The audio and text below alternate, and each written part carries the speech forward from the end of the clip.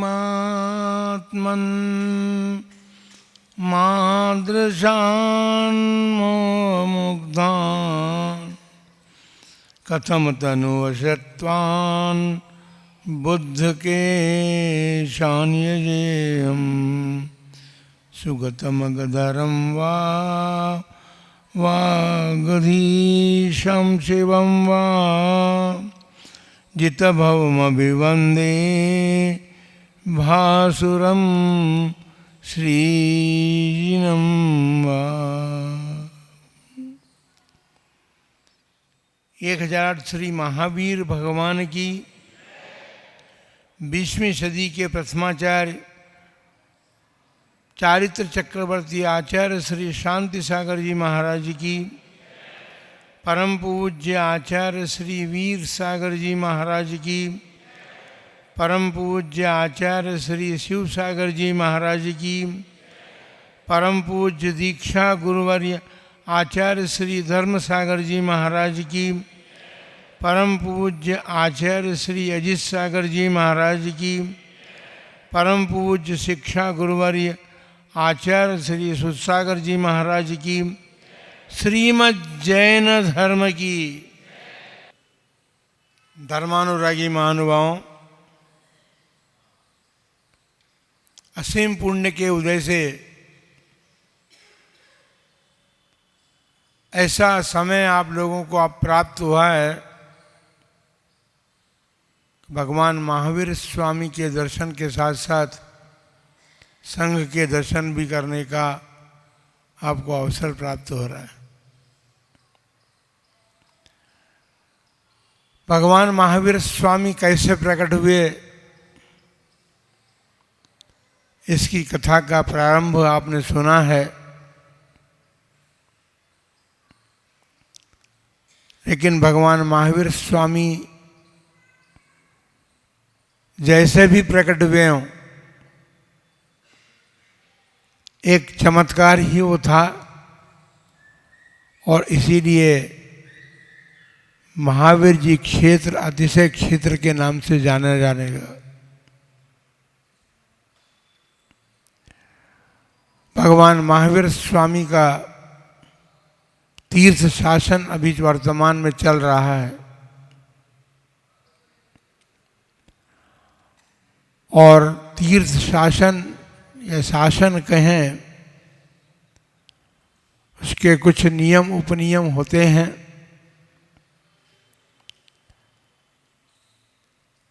अनादिकाल से संसार की प्रत्येक आत्मा पराधीनता को प्राप्त है। आप कहेंगे कि महाराज हम तो पराधीन नहीं हैं, हम तो स्वतंत्र हैं, यदि पराधीन होते तो यहाँ कैसे आते। सूक्ष्म दृष्टि से यदि विचार किया जाए तो आप सभी लोग, संसार की प्रत्येक आत्मा पराधीन है। पर के अधीन है उसे पराधीन कहते हैं।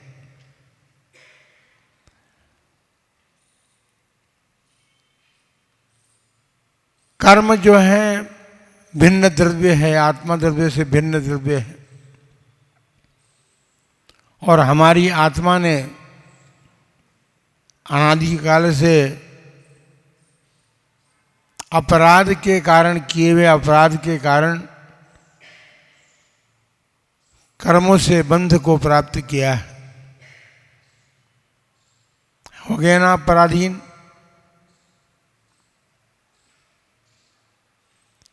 पाप कर्म हो या पुण्य कर्म हो, आत्मा तो पराधीनता को ही प्राप्त होती है, किंतु बंधे हुए पुण्य कर्म के उदय से कभी कभी हम स्वाधीनता का अनुभव कर लेते हैं। जैसे आप कर रहे हैं, हम पराधीन होकर के यहाँ पर नहीं आए हैं, अपने अपने व्यवस्था से यहाँ पर आए हैं।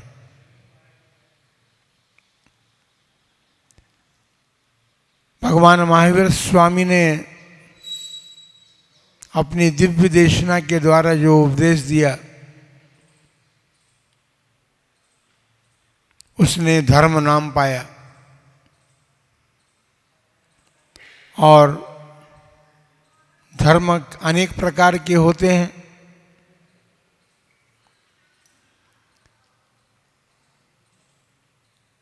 आत्मधर्म भी एक धर्म है, जिससे आत्मा का कल्याण मार्ग प्रशस्त होता है। लेकिन इसके अतिरिक्त और प्रकार के धर्मों का कथन हमारे समाज में प्राप्त होता है। समाज के लिए जो कुछ किया जाता है वो सामाजिक धर्म कहलाता है। परिवार के लिए जो कुछ किया जाता है वो पारिवारिक धर्म कहलाता है। अपने गांव के लिए जो कुछ किया जाता है वो ग्राम का धर्म होता है। प्रांत के लिए जो कुछ किया जाता है प्रांतीय धर्म होता है। लेकिन देश के धर्म को, देश के लिए जो किया जाता है उसे राष्ट्र धर्म कहते हैं।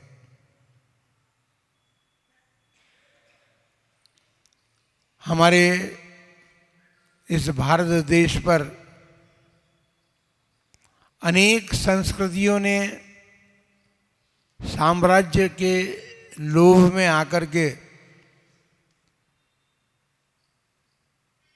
अनेक प्रकार के शासक यहाँ पर आए और उन्होंने देश पर शासन किया।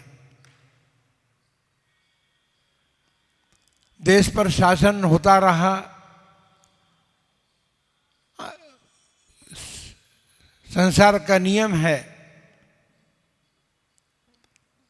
यहाँ पर आने वाला प्राणी शाश्वत रहने वाला नहीं है और परावर्तन यहाँ का नियम है। इसलिए अनेकों बार देश में अनेक शासक आए, उन्होंने शासन किया और उनका आयु कर्म समाप्त होते हुए यहाँ से चले गए। परिवर्तन होता रहा और इस परिवर्तन के क्रम में 100-200 वर्ष पहले, बल्कि अब तो 275 वर्ष हो गए, हमारे देश पर शासन करने के लिए विदेशी शासक आए थे। और जब भी हमारा देश पराधीन हुआ तब विदेशी शासकों ने भी हम पर शासन किया है।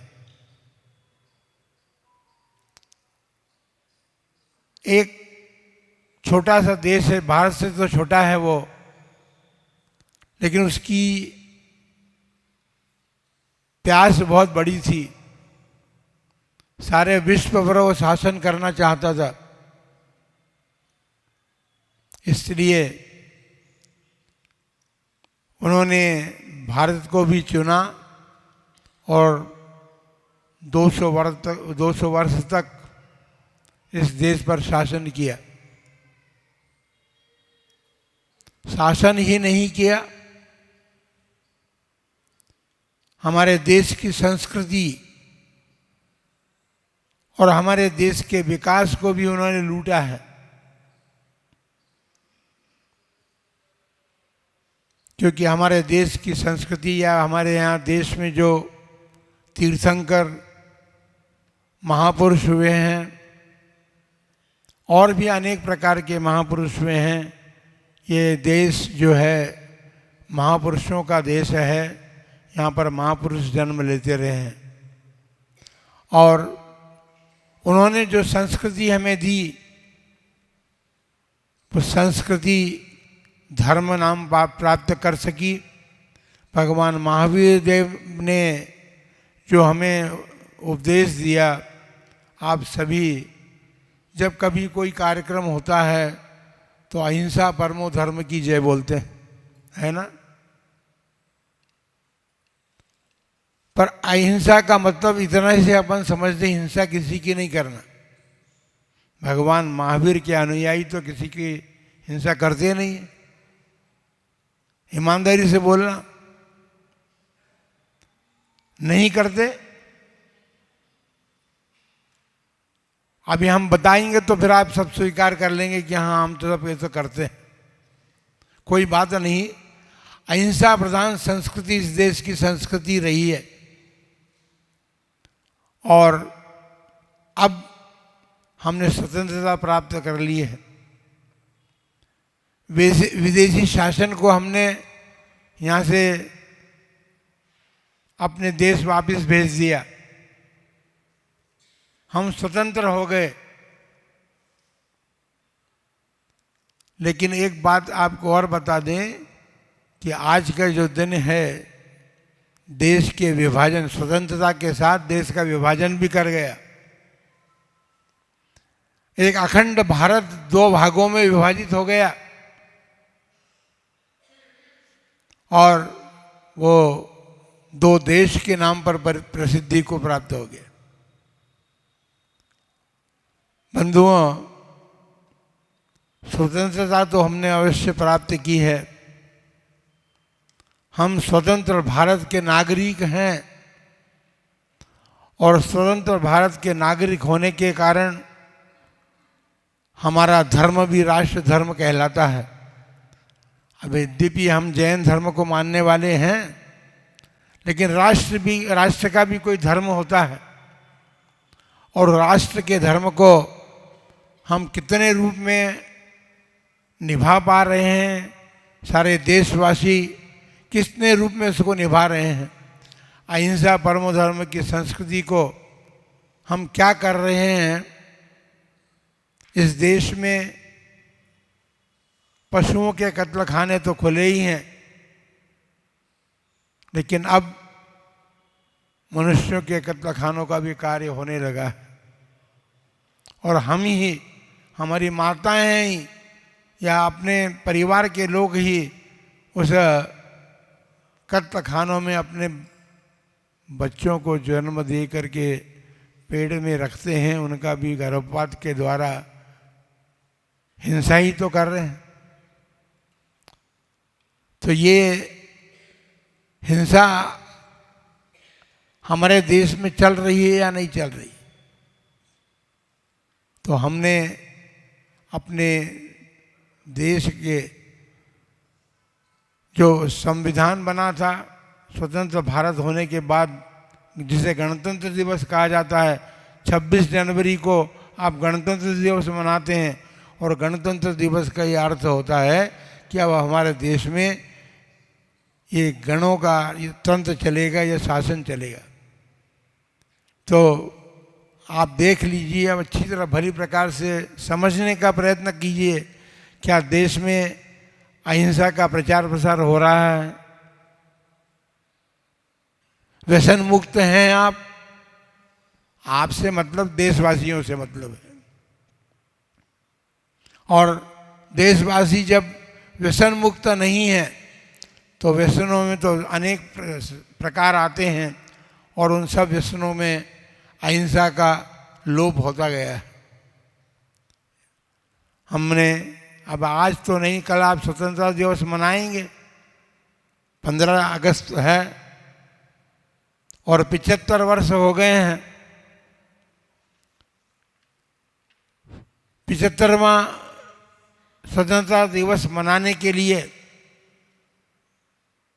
अभी से तैयारियां शुरू हो गई थी पहले से ही, लेकिन इस बीच हम सोचें कि स्वतंत्रता दिवस में हम किस आधार पर स्वतंत्र हुए हैं। हमारे इस देश में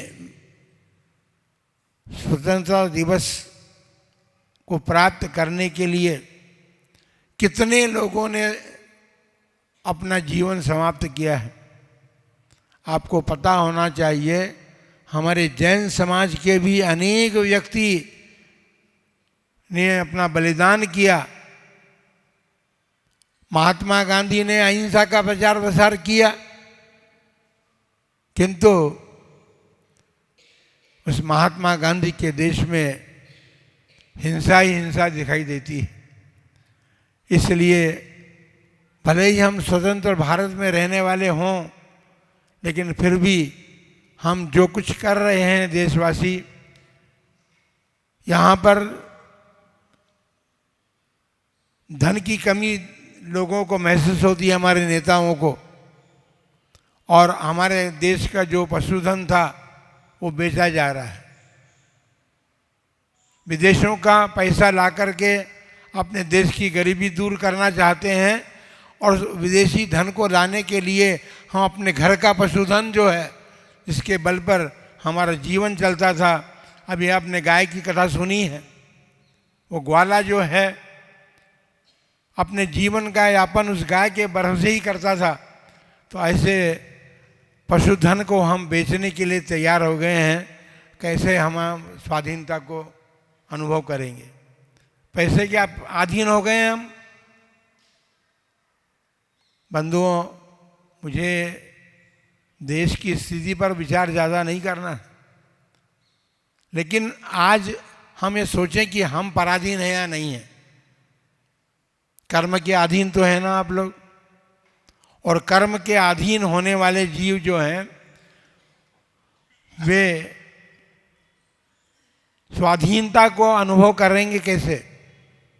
स्वाधीनता तो भगवान ऋषभदेव से लेकर भगवान महावीर तक 24 तीर्थंकरों ने स्वाधीनता का अनुभव किया।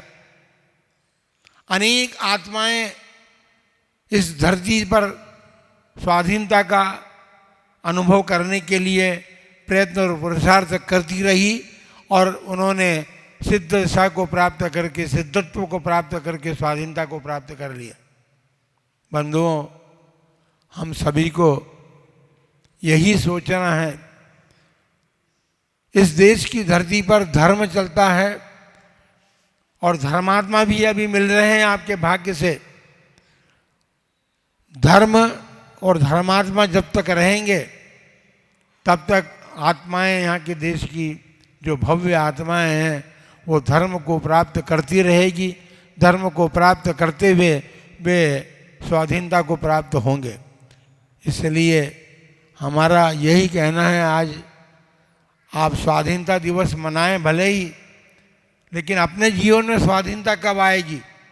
वो दिन कौन सा होगा जिस दिन हम पूर्ण स्वाधीन होंगे? उसके लिए हमें प्रयत्न और पुरुषार्थ करना है, और वो अहिंसा में धर्म ही हमारा है, जिसके आधार पर अनेक व्रत के अनेक अंग हैं। उन व्रतों को अंग धारण करके हम स्वाधीनता प्राप्त करके सिद्धत्व को प्राप्त कर सकेंगे।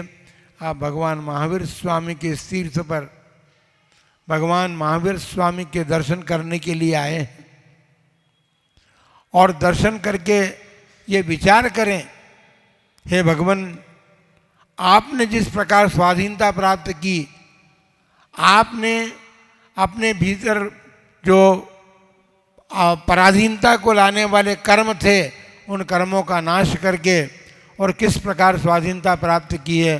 भगवान, बस आपके दर्शन करने का फल हम यही चाहते हैं कि हमने भी मनुष्य जन्म प्राप्त किया है। मनुष्य जन्म के साथ साथ आप लोगों के तीर्थंकर भगवानों के द्वारा प्रतिपादित धर्म को प्राप्त किया है। उस धर्म के आश्रय से ही हम अपने कर्मों का नाश करके स्वाधीनता प्राप्त कर सकते हैं।